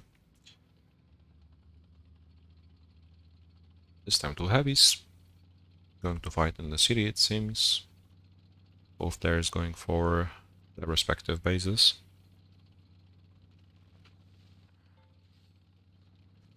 Hafelum though, ignoring the B base, he didn't get spotted crossing the middle. That was super close. But he's really about to surprise Unstoppable in the A base. He doesn't see that coming at all. And that's a free shot into his side. Face to face though, 1-on-3 has to pen all the shots to have a say in this brawl. And if he's just exposing this the side like this, he's just 2 shots away. Meanwhile, the 1-on-3 needs at least 3 shots to build the 60 DP. This will be really tough for him. Unstoppable playing it really well in the face-to-face brawls. He really knows what he's doing. Hafelum wanted to come up with a surprising idea, but that doesn't work, and Unstoppable catches Hafelum. Really well played by Unstoppable. He got caught in the open in the A base. Lost the first shot, but then in the brawl, he didn't bounce a single time. He had everything, and he even blocked Hafelum's shots. That was a really good game. He really bounced back from the first game where he got basically destroyed.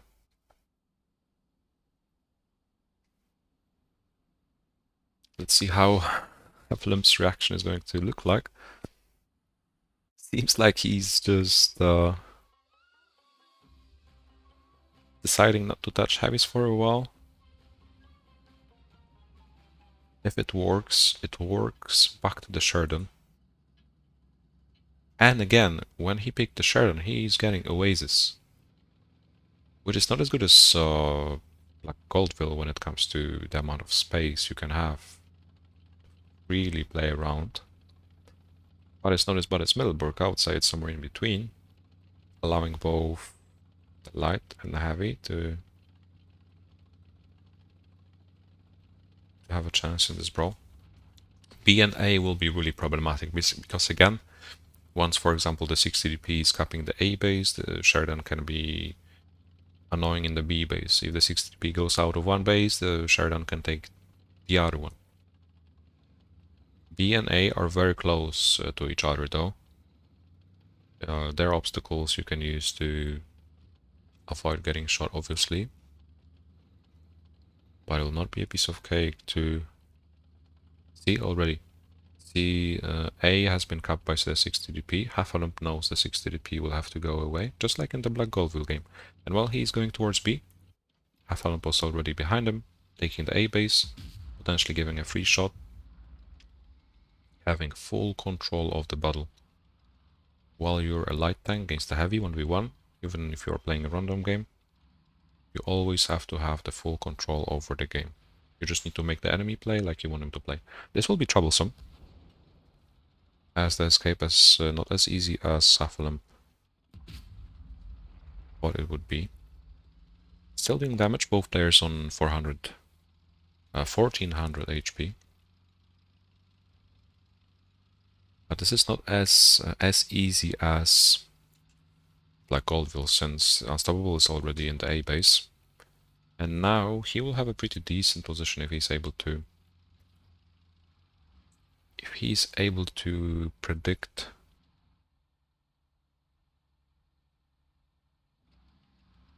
the side Half-a-lump's going to pick from.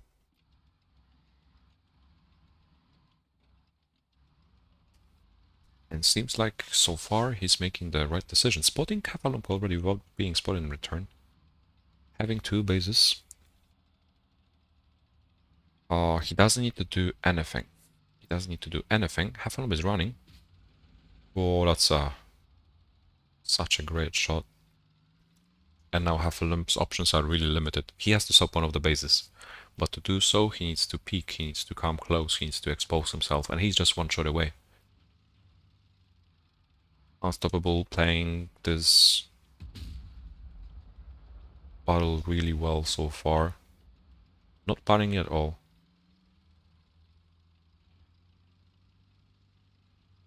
Regaining the control over the battle. It seems like Half-a-lump had it again. But right now he's one base down. He's about to... Unstoppable is about to have 800 points again, and Unstoppable can just play in between B and A, and wherever Half-a-lump peaks, he has to get into either A or B. Wherever he goes, Unstoppable can just go and find him, you know?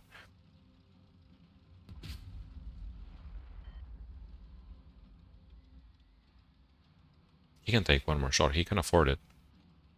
He just needs to hit. He just needs to hit.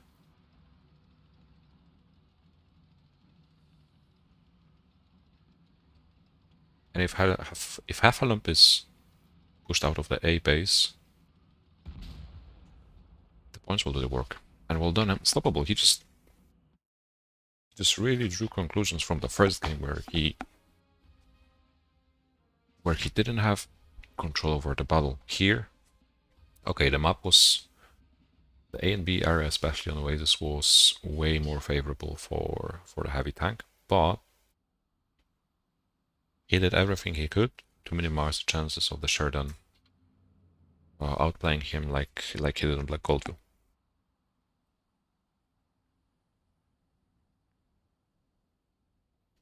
And it's 2-1 for Unstoppable. It's 2-1 for Unstoppable. The heavy brawls were not going so well for Half-a-lump 2 games before. But like picking the Sheridan is not really reliable. It really depends on the map. The map is random, so when you're 1 to 2 down, on the verge of being knocked out from the semi-final, you have to take something that will be reliable. And heavy is the choice. He's playing on Copperfield again.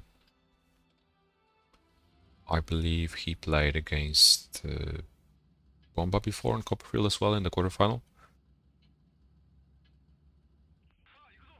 So he's had the taste of this map before.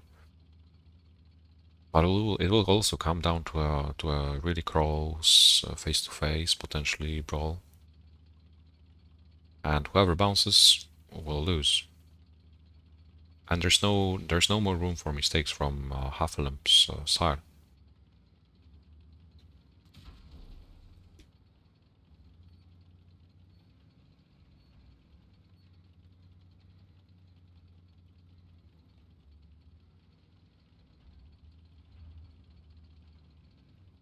IS4 can be a decent choice against the 60 DP when played carefully as well, since, well, the 60 DP's gun is really unreliable. Okay, you can HE, or you can give such a shot like this one.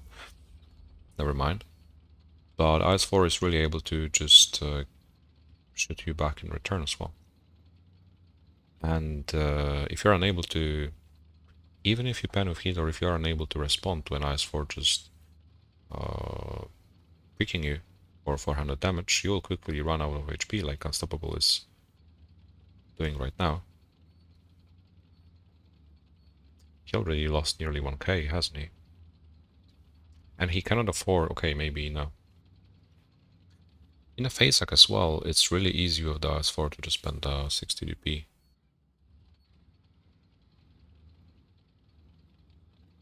The Alpha is better, of course, but the IS4 won't just pick you freely, he will just peek like this with only the turret, and there's no chance you're going to pen that shot reliably. Unstoppable will really not have an easy time playing against Half-Lump in this position, in this tank.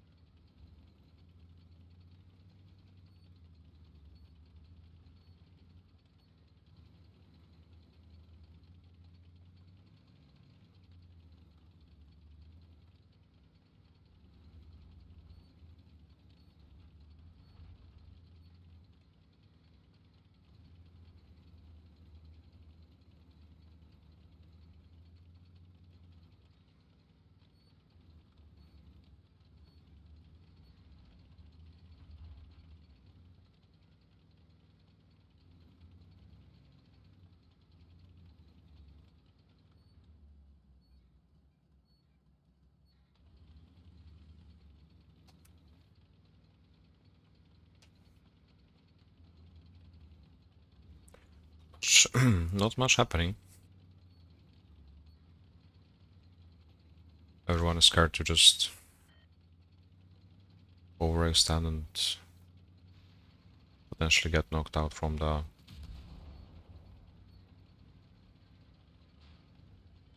run in the final. There's a Facehack happening. While Unstoppable is already so low, I don't see him standing a chance against IS4. He is really good at panning in Facehack, okay? He can even pan the... He can even pan the turret ring weak spot. He can pan the cupola, but he lost way too much HP at the beginning to be able to stand a chance in this face-to-face brawl. And it's Half-Lump winning, finally winning. In the heavy. Meaning we go to another tiebreaker. 2-2. And whoever wins this one will play against me in the final. The final that will take place later today. There will be a short break in between this semi-final and the matches that will happen afterwards, because obviously the player that will win advances to the final, but the player that loses is still going to play, since we also have to determine who's going to win the third place, since we have different rewards depending on if you come out victorious, if you are the runner-up, or if you are third. So we'll have a match for third place as well before the final. But that will happen after a break, after this match.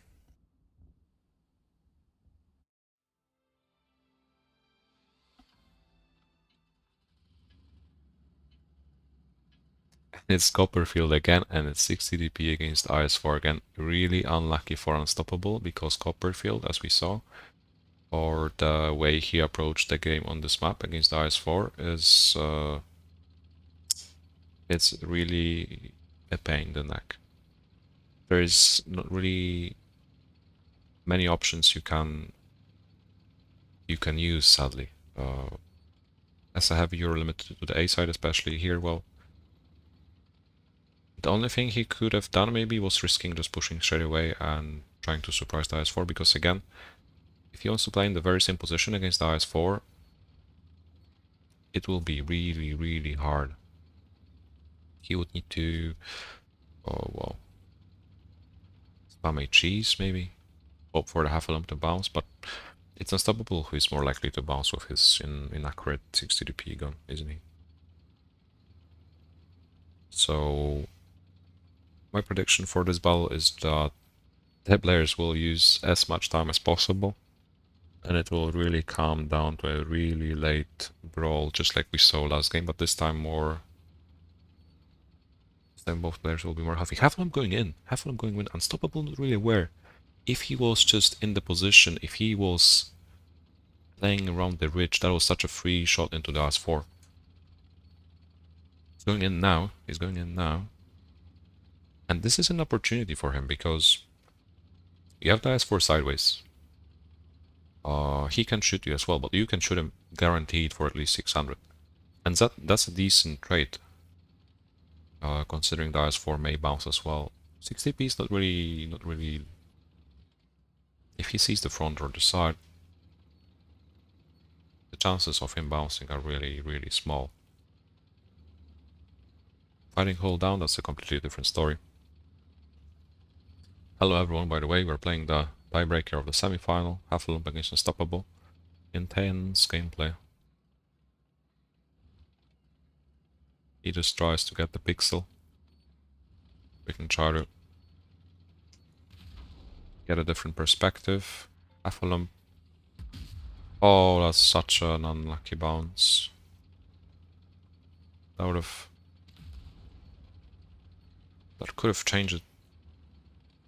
Could have changed the outcome of the game. Right now they're just face-hugging again. Unstoppable is really good at panning the IS4 while face-hugging. We've seen it already. We've seen it in the previous game. Hufflepuff though, struggling a bit. Now he's pushed again sideways. He's pushed sideways. Such a great opportunity for the 60p now. He's got the upper hand, definitely. Gun blocking. Gun blocking really, really well. He's pushing Hufflepuff against the wall, making him so easy to pan. Making him so easy to pan with APs as well. Hufflepuff is having a really, really hard time. If Unstoppable keeps on playing like that, if he keeps on trading real well, if he keeps on panning, he's going to be the second finalist.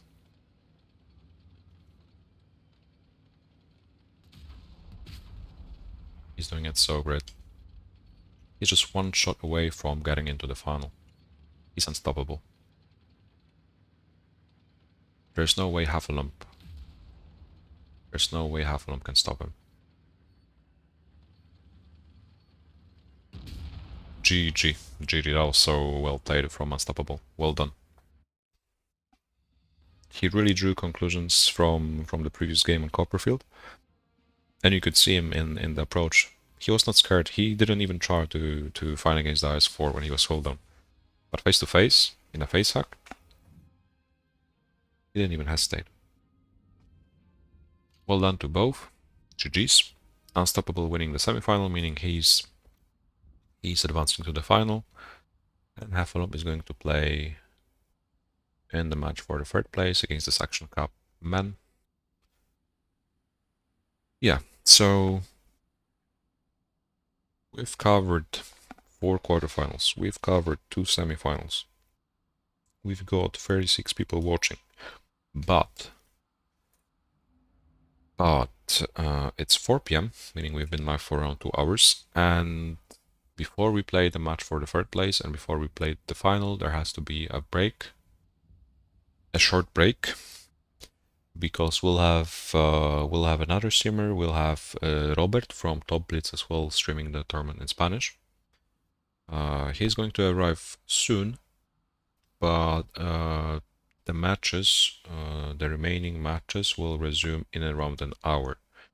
So in order not to waste time, I think we can just stop here. We can finish this part of the live stream here, and then when everyone is back, when everyone is ready, when I'm ready and the other players are ready, we can stream the match for the third place from the spectator's view, and then we can stream the final and take part in the final from my point of view as well. and hopefully we can stop Unstoppable